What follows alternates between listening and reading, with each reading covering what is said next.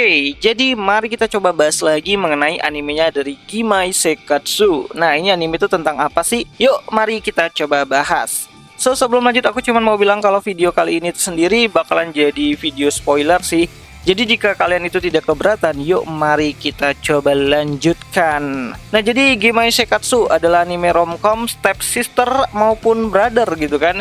Ya, jadi ini adalah anime yang premisnya itu mirip-mirip kayak step sister pada umumnya, dimana dua keluarga menjadi satu karena sebuah pernikahan orang tuanya.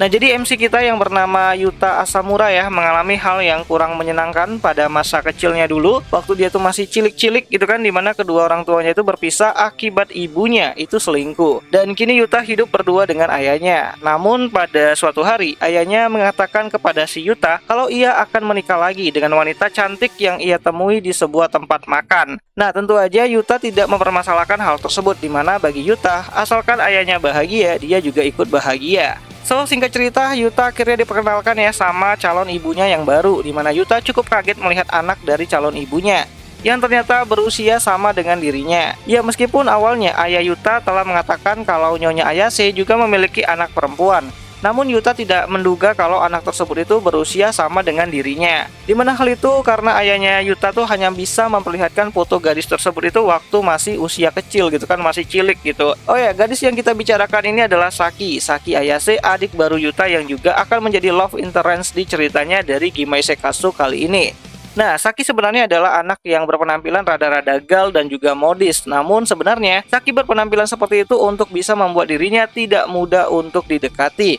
Karena bagi Saki, ia harus bisa hidup mandiri tanpa perlu merepotkan orang lain. Dimana hasil dari prinsip itulah yang membuat nantinya Saki dan Yuta akhirnya bersepakat untuk tidak lebih jauh mencampuri kepentingan mereka masing-masing. Namun ya tentu aja hal itu tidak bertahan cukup lama ya, dimana sebagai seorang kakak, Yuta ingin mengetahui lebih jauh mengenai adiknya tersebut yang ternyata bersekolah di tempat yang sama dengan sekolahnya. Dan mendapatkan rumor mengenai Saki Ayase adalah gadis yang suka menjual dirinya untuk mendapatkan uang. Apalagi setelah Yuta mengetahui hal tersebut, Yuta juga mendengar langsung permintaan dari Saki yang ingin memiliki banyak uang dengan kerja yang singkat tapi dapat uangnya itu banyak.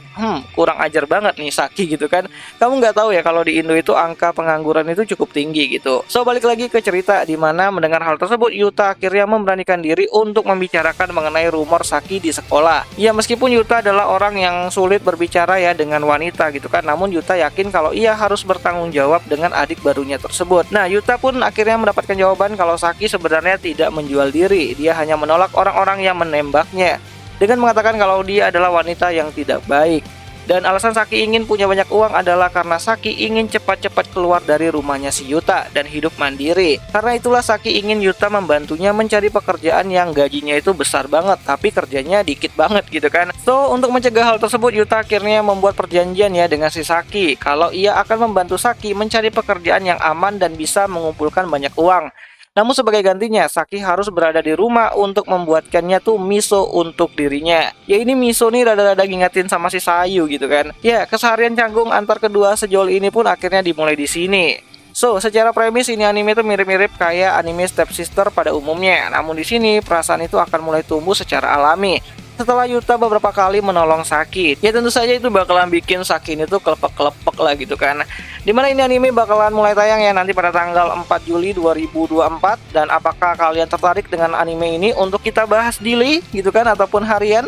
Coba deh kalian tulis pendapat kalian itu di kolom komentar, siapa tahu menarik. Dan akhir kata itu aja lah dulu mengenai video singkat kali ini, cuma ngenalin doang mengenai premis dari animenya Gimae Sekatsu yang bakalan hadir nanti di musim summer. Dan ya, jika ada yang salah aku minta maaf, dan sampai jumpa di pembahasan anime lainnya. Jani.